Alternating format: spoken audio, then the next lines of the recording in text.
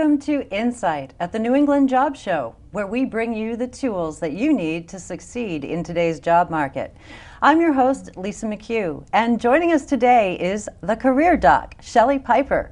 Thank you for being a part of Insight, Shelly. Thank you for having me, Lisa. Now, as the career doc, your slogan is, "It's your future. Don't wing it, own it." Can you explain a little bit about this philosophy towards getting a new career? Well, what I was realizing when I was working with individuals in their job search, a lot of them were approaching their job search through an old paradigm when it used to be a candidate-driven market. And they could just post their resume online on Monster and sit back and wait for the phone calls to ring, and they didn't really have to put a lot of preparation into their interview strategies. They could go about, it was pretty simplistic before things started to shift and change dramatically in 2008. Is your sense that that was happening because as far as the response time, why weren't they getting interviews back, or they thought they could get the interviews quickly it was a conditioned behavior that the majority of our society developed when it used to be a very different market. And that happens to all of us, that used to work, but it doesn't work today. So therefore, just approaching your job search by winging it like you used to be able to do and be able to successfully line up opportunities, that's not going to work in today's market. And in order to be successful and to really drive your job search through to completion, you need to invest in owning and taking ownership into developing the skill sets to develop your marketing game. Now, it all begins with clarity is a part. And you mentioned that on your website, in order to be effective, that you need to revolutionize. We hear that term a lot, not just in the job force, but kind of all over the world now. Everything's revolutionizing. Can you explain to our viewers where to begin?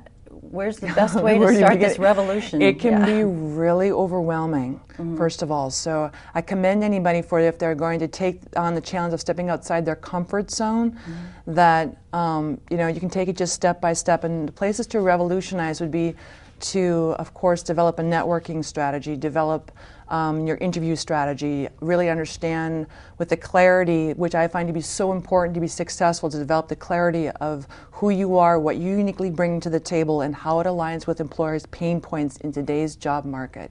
Now, you've mentioned aligning yourself with your unique value.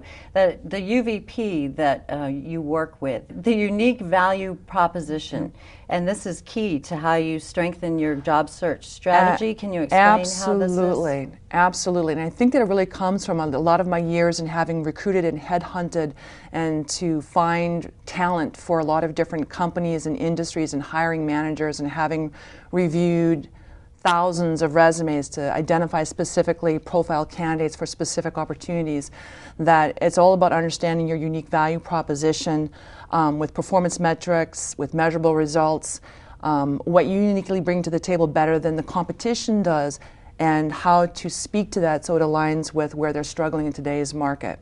And you've mentioned the pain points. Now, this is in reference to the job that you're working towards getting. You want to know the company's pain points in order to approach them and be able to respond to say, this is what I have to offer your company. This is what I can do to help those pain points. I use pain points because I think that a lot of companies are really struggling to stay solvent and to survive in this market. So I think it's a real dire need. If you can understand that sense of urgency and speak to that sense of urgency and how you can solve their problems, you'll be much more effective in differentiating yourself against the competition who's still winging their approach to the market. And so the pain points would be areas of revenues, a potential revenue opportunity that they're not going after. Do they need to go from a domestic market and maybe branch out into more of an international market, because that's where the opportunity exists, since we're struggling so much here in the United States? Is that perhaps that they're struggling with their internal processes are very ineffective, and therefore they're paying out duplicate vendor payments? Perhaps they don't have a structure in place to really manage their projects. They have somebody who's ineffective right now. Their processes don't work. They don't have the tools to do that.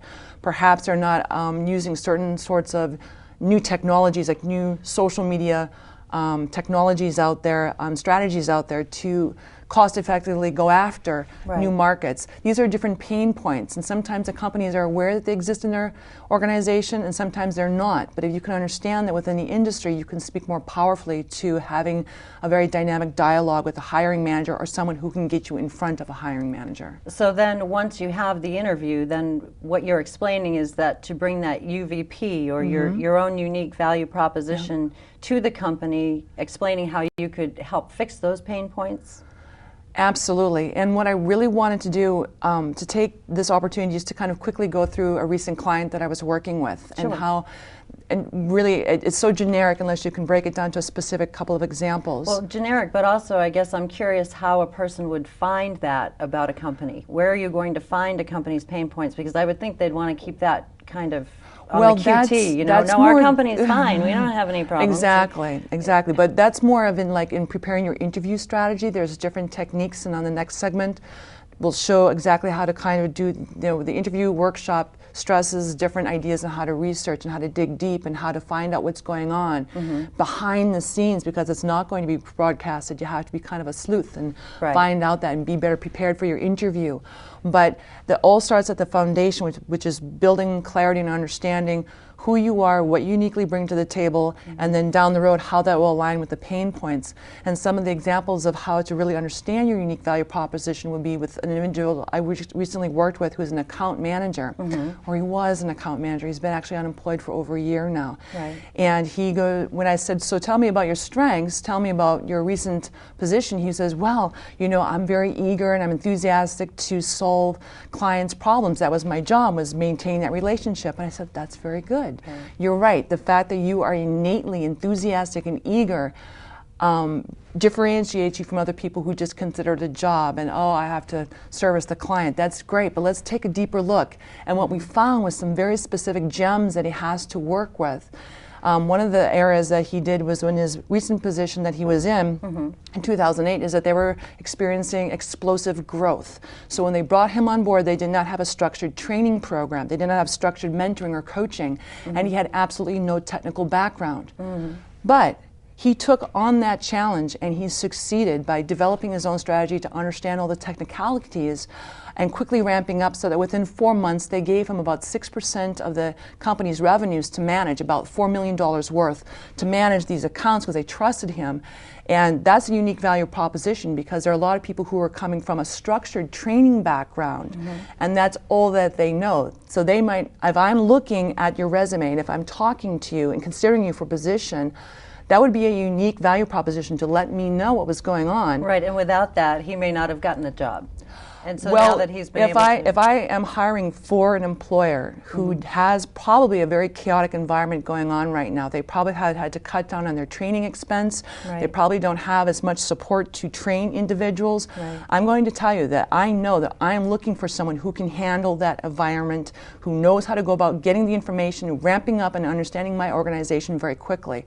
I will choose someone with his background to come on board into my organization versus someone who has come from a structured training background, because they will probably not succeed in this environment. That's why it is a unique value proposition that differentiates him from someone who's coming from a structured training background. Excellent. And it really helps to strengthen his marketing position. Thank you, Shelly, and that's why you are the career doc. You have all the... Now, I'm just very passionate about helping people to understand how to market themselves, and they don't know. And I want to help them to understand.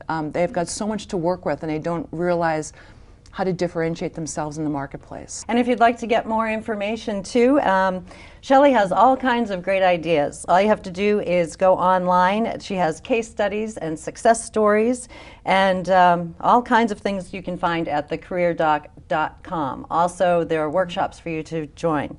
And remember too, what she's explaining, that it's your future. Don't wing it, own it. Thank you once again, Shelly, for joining us. Lisa. I'm Lisa McHugh. And thank you for the New England Job Show's Insight. Thank you for watching, and we wish you success in your new career.